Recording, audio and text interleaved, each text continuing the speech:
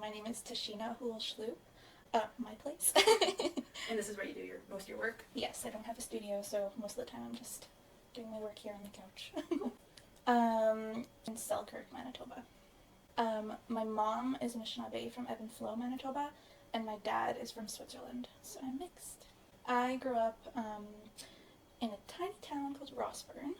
Most people don't know where that is. Population like less than 500. But I grew up in a bison ranch just outside of town, also on the outskirts of Riding Mountain National Park, so super pretty area. So they managed our bison ranch, and they also have a tannery, so they tan hides the traditional way, and they also do like reproductions of like artifacts, and so that's where I got into doing like quilt work and beadwork, and of course tanning hides. Yes, pretty much all of us. Actually, yes, all of us. These tools here were all made by my dad. So he got like really into Indigenous craft work. So he made these for me when I was going into my womanhood ceremony. Yeah. So my parents taught me and my brother. And then when I was a teenager and I wanted to like get better at quilt work, I went to go stay with my best friend in South Dakota, and her dad is like a master quilt worker. So I learned a lot from him. So yeah, just learning from family members and friends, and sometimes books. There's like a really good book that most quilt workers follow, and it's a Quilt Worker's Companion.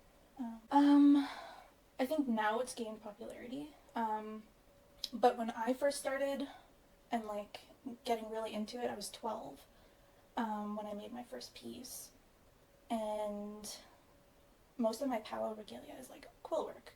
So I go to a powwow, and most people wouldn't know that, which it was really sad to see that even my own people, even Indigenous people, didn't know what quilt work was, or very rarely knew. But now, thankfully, it's gained popularity, and you can see many artists learning quilt work and incorporating it into their regalia or just like their everyday accessories. I would have to say, I guess, the lack of knowledge surrounding the craft. I just wanted more people to know what it was. And it really truly is a beautiful work. And it's an ancient work. Like, this is what we did before we traded for beads with European settlers. So I just wanted to make sure that it would stick around for hundreds of more years. I would have to say that I was very fortunate as a young Indigenous kid to have access and learn all of these different things that other Indigenous youth at the time didn't have access to, like beading and quilting and sewing and doing all of these different Indigenous crafts that were lost in a lot of communities. So I'm really grateful to my parents and to anybody that's been willing to teach me, because it's helped me understand who I am and be proud of my identity. Likely just through the course of colonialism and assimilation, and I guess trading for beads was maybe a lot easier for people, because quilt work is a process. You have to get your porcupine. Nowadays we just get roadkill, but back in the day they'd have to track one down and knock it over the head so they'd have their quills. And then they'd have to dye them. And today we have clothing dye, which is easy. You go to the store and you can dye your quills. But back in the day they'd have to get like natural ingredients like plants and berries and get all these different types of things just to get different colors of quills. So maybe it was partly convenience, and maybe it was also just something that was lost through the course of assimilation. So most quilt workers will get their quills from roadkill. I usually have people like text or call me and be like, hey, I found a porcupine on the side of the road, do you want me to grab it for you? And I'm like, I don't think so, because I live in the city and I don't know if I can bring a dead porcupine up in my apartment. But yeah, so we get our quills from roadkill. But like I said, historically they would either have to kill the porcupine or take a blanket or a hide and throw it over top the porcupine. And its defense mechanism is to protrude its quills. So when they pulled it off, they'd have all the quills that they needed. So I'm glad I don't have to do that. I mean, it's sad that porcupines get hit, but we're also using it, you know, repurposing it, I guess. And then, like I said, clothing dye, RIP dye, usually is used to dye the quills. I've heard of Kool-Aid as well. And it depends on the technique that I'm doing. So if I do like stitch down or something, where I'm taking the quills and I'm stitching them onto a piece of hide. So I'd have to have hide on hand, which is honestly pretty easy to come by. I could just ask my parents.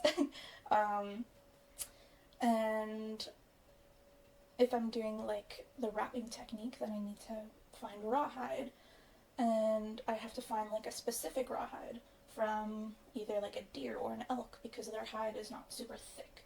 So when I'm cutting it into like shapes for earrings, it's not super hard to cut.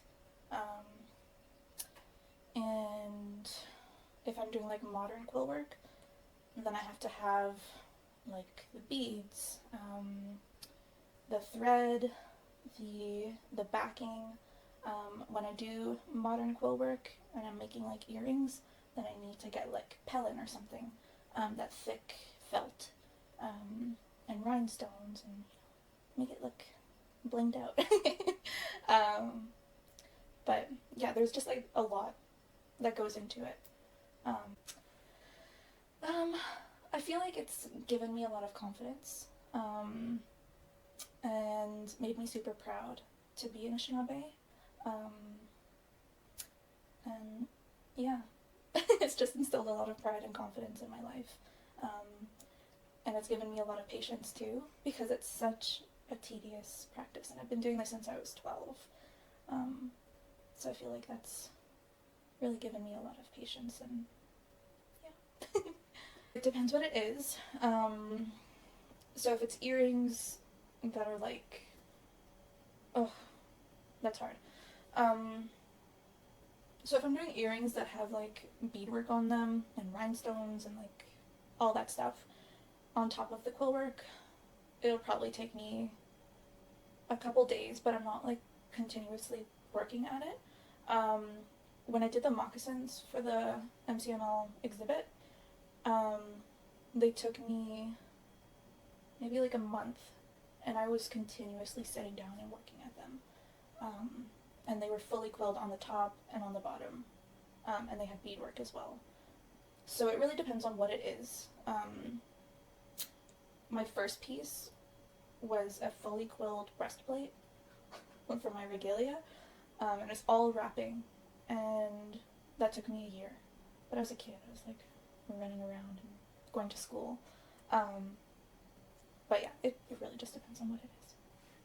Yes, so I do primarily traditional techniques as they were done hundreds of years ago.